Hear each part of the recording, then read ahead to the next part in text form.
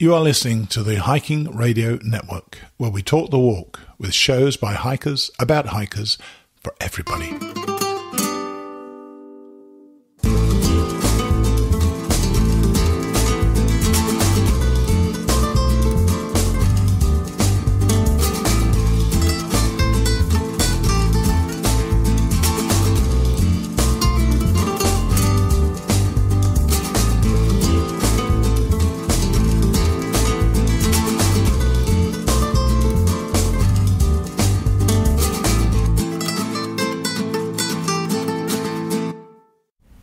Hi, and thanks for coming along to this kind of experimental Mighty Blue on the Appalachian Trail.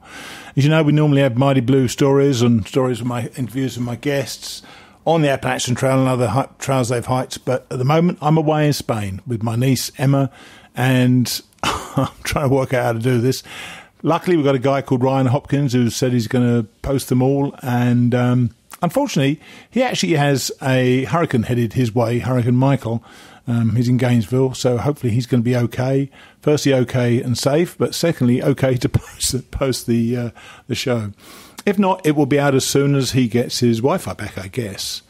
Those of you who came onto the show thinking you were going to hear stories about the Appalachian Trail, for the next 4 or 5 weeks, 5 or 6 weeks, in fact, you're just going to get stories basically about me trying to hike the Camino and telling you how it's all gone.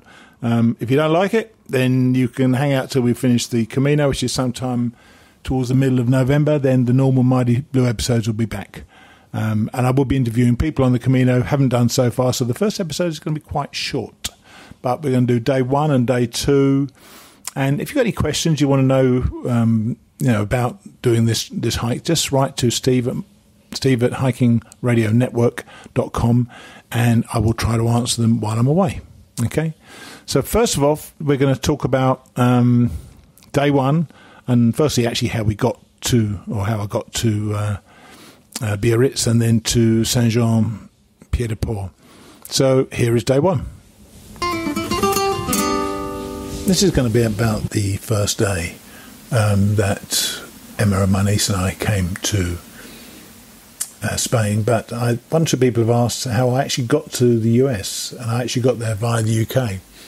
I got a flight from Norwegian Air, $353 one way from Tampa and to the UK, which was fine. I added another $90 to stow my backpack to make sure it was nice and safe and I didn't have to take it on the plane with me. Got there on the Friday morning, I believe it was. We had a great day Saturday when it was my great niece Lauren's 18th birthday. So obviously her mother wanted to be there for that, so did I. And on Monday we decided to head out. We flew from Stansted to Biarritz in France. That was £16 each, which is, I don't know, about $21. Plus, though, £50 to check our backpacks, plus priority boarding and an allocated seat. Otherwise, we could have been anywhere. I thought it was a bargain. But we got here, and that morning I was trying to work out how we were going to get from Biarritz to Saint-Jean-Pied-de-Port, which is where you start the Camino. And I was looking on Google, as you do, and I found Express Bourrico, which I highly recommend. It's expressbourrico.com, expressbourricot.com. And they run a shuttle from the airport directly to Saint-Jean-Pied-de-Port. €19 each, so it was a bargain. And you pitch up in this beautiful little old town. I mean, it's an absolutely glorious place. And they take you to the passport office, or near the turn off to the passport office. You go in there and you speak to this woman who speaks halting English, which is probably less halting than my halting French. And we communicated with one another.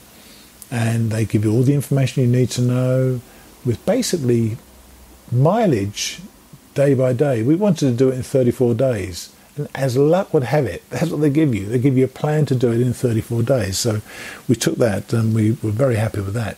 And the idea of the passport is that people stamp it on the way around. The places you stay, some of the restaurants apparently, everybody has a stamp. And you get this completed stamp to get your Compostela when you're in Santiago. we were looking for a hotel, and neither Emma nor I wanted to really hit the auberges next. So we thought for the first day or so we'd have slightly more comfort. And we found this place literally next door to the passport office. There's a little old lady. She charges $25 for each room. Very Spartan, very basic, but fine. There was a shared restroom and a shared shower, which was outside on the balcony. But it was a great balcony and pretty darn beautiful. So I had a decent night's sleep and got up, before a decent night's sleep, we went out to dinner and we found this young lad called Chris. He'd never hiked before and he was over to do Camino. And I used my terrible French to order what I thought was lamb casserole. Turned out to be lamb guts, cooked in oil and bacon. I mean, it was pretty damn good, but really, it was a bad choice for me to think I knew French. Next morning, breakfast was bread and butter and jam, and I had about 5 slices of bread, slathered butter all over it and slathered jam all over it, plenty of coffee. So we started hiking out of the town in the darkness, and it was beautiful. Just to go, as soon as you leave the town, you start ascending and ascending and ascending. And I see the profile, and I knew it was quite steep, but I wasn't quite ready for it, to be honest with you. It was straight into it. And the sun rose to give us some glorious light and really expansive views. I was stopping regularly and gasping for breath, and really, it was exhausting me. And we'd stop, I don't know, every 30 or 40 yards we were going uphill, and it was pretty much uphill all the way for about 12 miles. We came upon a kind of innocuous sight. We took this rest, and there was a bunch of hikers sitting down there, and some classic cars like Ferraris and Maseratis and Jaguars started turning up and parading themselves as you do, or as they do. It was as I say, it was kind of innocuous, a bunch of hikers and a bunch of very rich dudes side by side.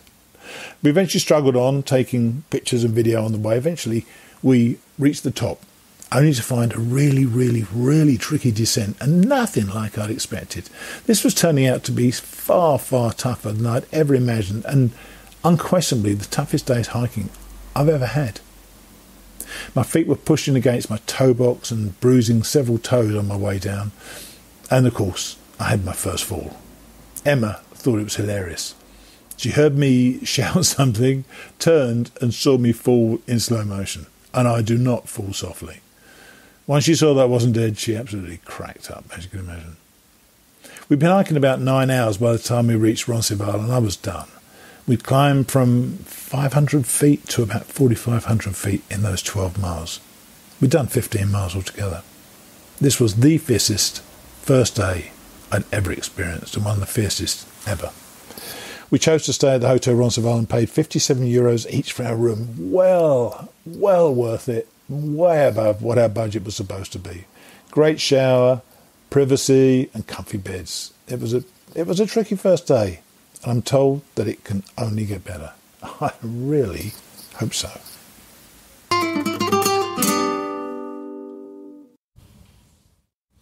So that was day one, and it was, as I said, flipping exhausting, and I was kind of expecting it to be much easier for day two. And it was easier for day two, but it was nowhere near as easy as you might think. I'm still trying to find my way here, and I'm sure I will.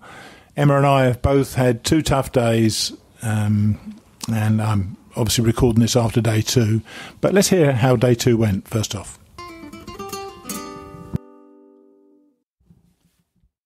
Day 2. And we had an early breakfast at the hotel.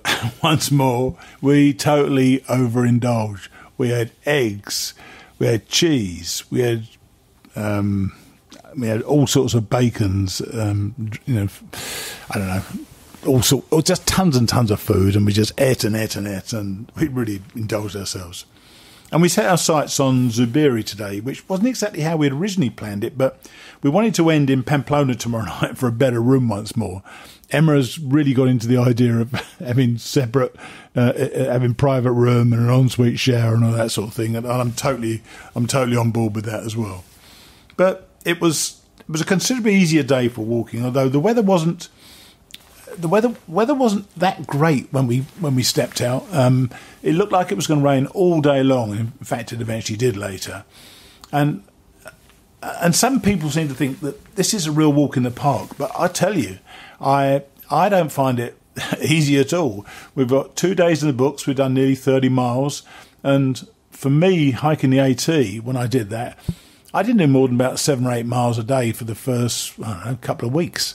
To have done 2 days of nearly 15 miles has been really, really tough for me.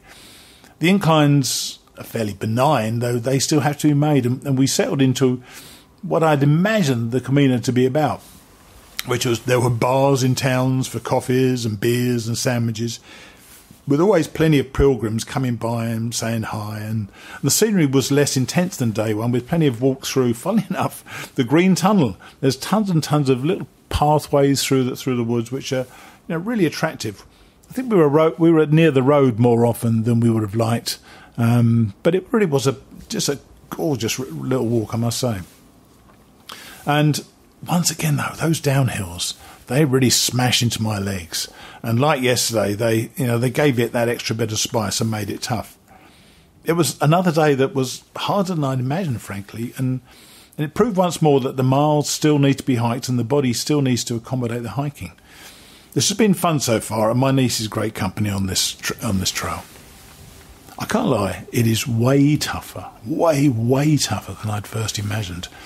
But I'm settling into it, and I hope that I'll have my trail legs within the week.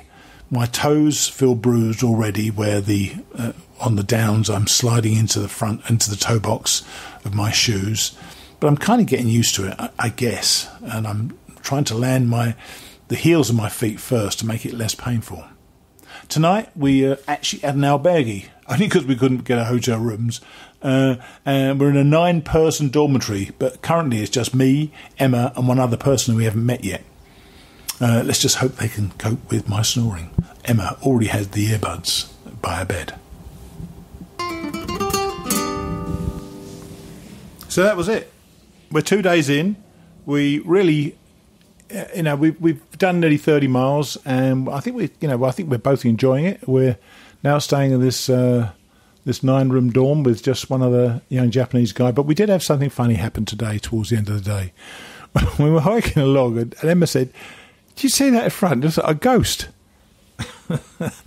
It was a Chinese woman who was struggling to get down the hill, but she kept putting her arms out. She had this all-in-one poncho, and it was white. It was hilarious. So we just followed all the way down, and then I had to take a picture of Emma, and I got the ghost in the background. It is quite a picture, and I'm going to try to put it in the show notes. Okay, well, that's it for this week. Very short, I know.